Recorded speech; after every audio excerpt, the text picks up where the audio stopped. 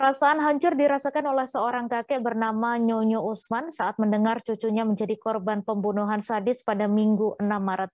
Ia tak berdaya saat mendengar cucunya, Marcella Awi, dibunuh dengan 22 tikaman di Kelurahan Banjir Lingkungan 7, Tikala, Manado, Sulawesi Utara.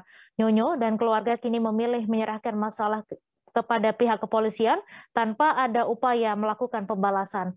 Untuk info selengkapnya akan disampaikan rekan jurnalis Tribun Manado, Randy Umar yang kini sudah terhubung bersama kami. Silakan Randy. Ya baik Tribuners, selamat siang semuanya. Jadi saya mau laporkan tentang kasus pembunuhan sadis yang terjadi di Kota Manado pada hari Minggu yang lalu, tanggal 5 Maret 2022.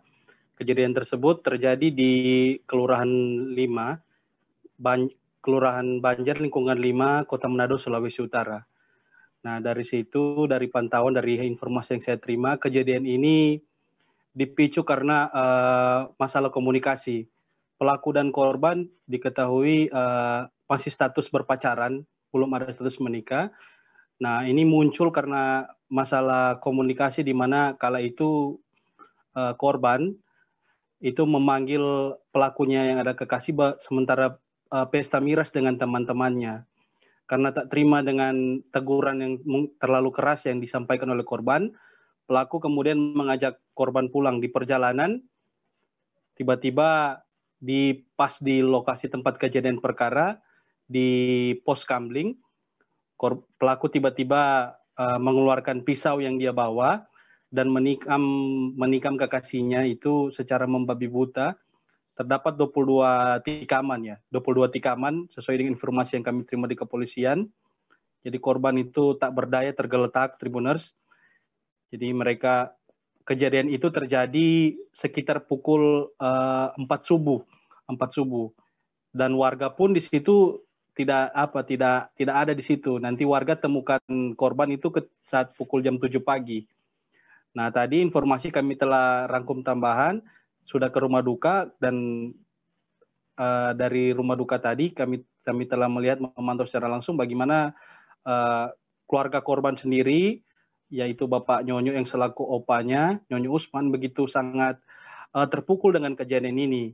Mereka menuntut agar pelaku pun ini bisa dihukum mati atau dihukum seumur hidup.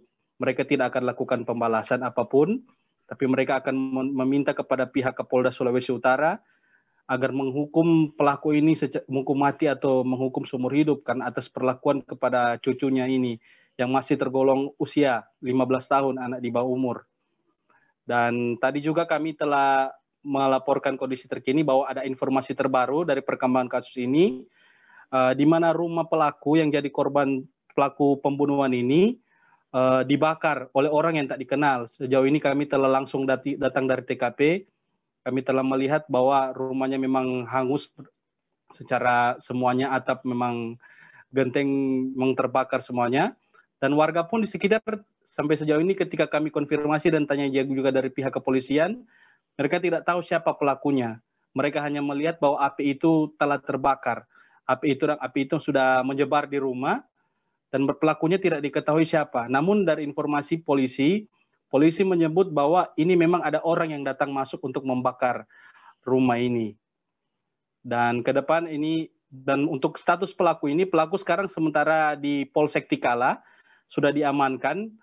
Pelaku sendiri menyerahkan diri atas apa yang telah dilakukannya. Pelaku menyerahkan diri dan kini sedang ditahan di Polsek Tikala, Kepolisian Sektor Tikala. Terima kasih untuk informasinya, Mei. Ya baik, terima kasih Randy atas laporan Anda, dan Tribuners, wartawan kami juga telah menghimpun wawancara dengan kakek korban. Berikut tayangannya untuk Anda. Sekitar setengah 4 sampai jam 4 subuh.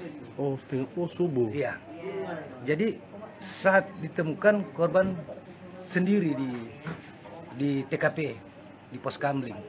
Oh, sudah tinggal sendiri? Iya, tidak ada orang. Nanti kurang siang baru masyarakat temukan. Jadi memang saat ditemukan korban sudah tidak tertidur, tergeletak tanpa daya. Masih ada nyawa tuh sudah ada gitu. Ya.